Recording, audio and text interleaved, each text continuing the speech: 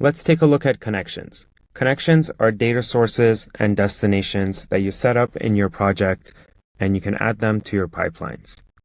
Connections are named configurations that allow Bruin to authenticate and communicate with external systems and platforms.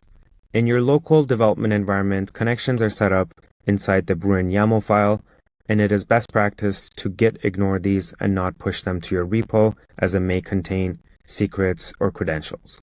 In Bruin Cloud, you configure your connections, and the connections must match the same ones that you set up in your local development environment and the ones that you have added to your pipelines. Now let's take a look at a pipeline.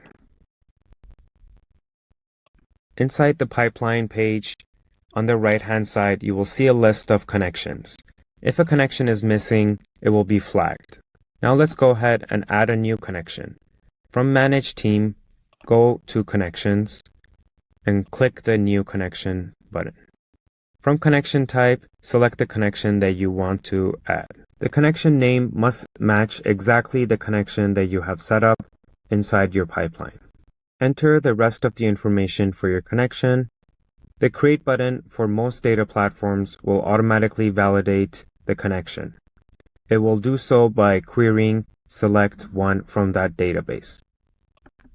Different connections will have different information that you have to enter, like access key, username, password, and host, or other information that is unique to that data platform.